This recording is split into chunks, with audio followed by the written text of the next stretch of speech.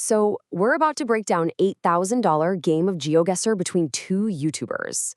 We're going to look at everything: the killer strategies, let's just say hilarious blunders, and what it actually takes to be a world class digital detective. I mean, this is the big question, right? You're just dropped, bam, somewhere in the world. How on earth do you figure out where you are? Before you even think about winning, you've got this massive puzzle to solve. It's just you, a screen, and literally the entire planet as your playground. So, where do you even start? All right, here's the game plan. We'll start with the duel itself. Then we'll peek inside the Geo-Detective's toolkit to see what works. After that, we'll see how famous places can actually be a huge trap. Look at what we're calling the art of a bad guess, and then wrap up with what it really takes to win this thing. Okay, let's get into it.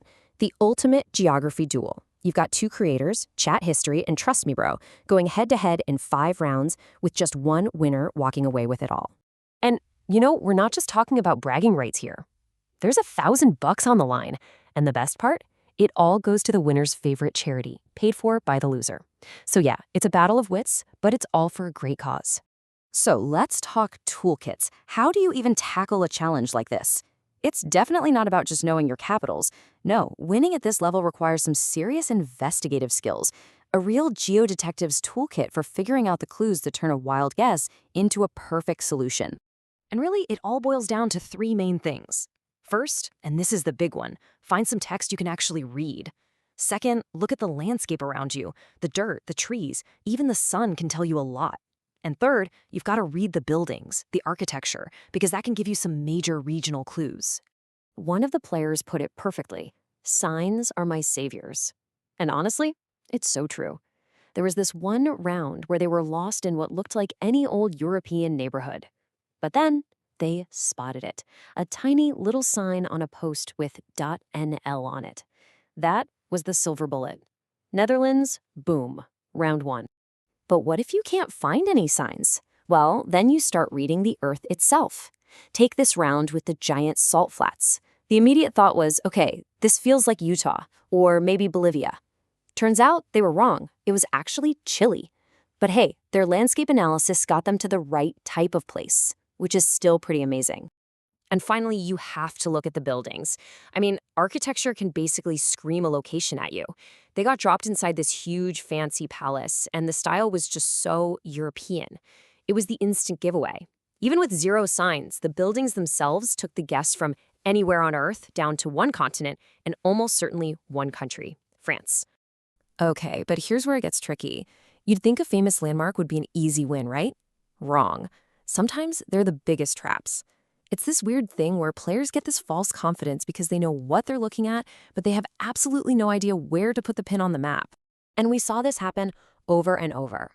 Like, one player knew they were looking at Mont Saint-Michel in France, but plonked their guess on the total opposite side of the country.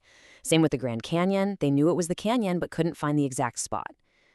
But believe me, nothing, and I mean nothing, prepared us for the absolute chaos of the Taj Mahal round. This is where the whole thing just goes off the rails. The game turns from this serious duel into an absolute comedy show. So one of the guys instantly recognizes it. It's the Taj Mahal, one of the most famous buildings in the world. He knows what it is. But then the pressure hits. His brain just kind of short circuits, and he gets fixated on a completely different city. And he just can't let it go.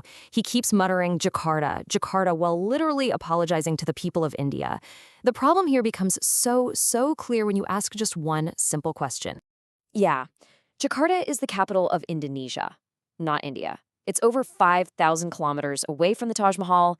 It is the perfect and, let's be honest, hilarious example of how your brain just shuts down under pressure and you forget basic geography.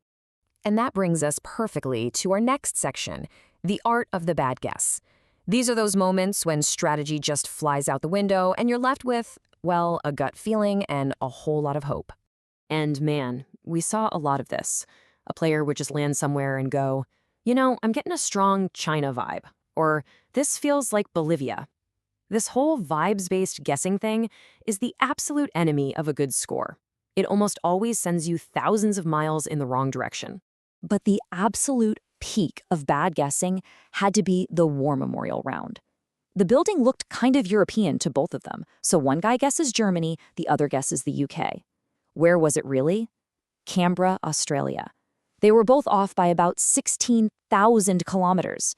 I mean, you can't miss by much more than that. And it just goes to show how wild this game is. The whole thing, the entire $1,000, came down to one final tiebreaker. And the winning guess? It wasn't from some clever clue or landscape analysis. Nope. It was based on a vague memory of some other YouTube video about giant swings in Estonia. I mean, come on, that's hardly what you'd call solid evidence. So after watching all these incredible moments and, well, these massive failures, what's the big lesson here? What does it actually take to win a game like this? It really all comes down to a certain mindset. Yeah, the winner really showed what it takes. It's not about just having a ton of geography facts in your head. It's about paying attention to the tiniest details, like that little .nl on the sign. It's about using logic and elimination, not just going with your gut. At the end of the day, winning a GeoGuessr is less about being a walking atlas and way more about being a digital Sherlock Holmes. And that's exactly how chat history pulled it off, just barely winning in that final tiebreaker round. And that $1,000, it went to a great cause, the American Cancer Society, which was a really personal choice for him and his family. So that leaves us with just one last question for you. After seeing all the strategies, the wins, the epic fails, what would you do? If we dropped you right now into a random spot on Google Maps, what's the very first clue you would look for to start solving the puzzle? Would it be a sign? The sun? The license plates? Definitely something to think about.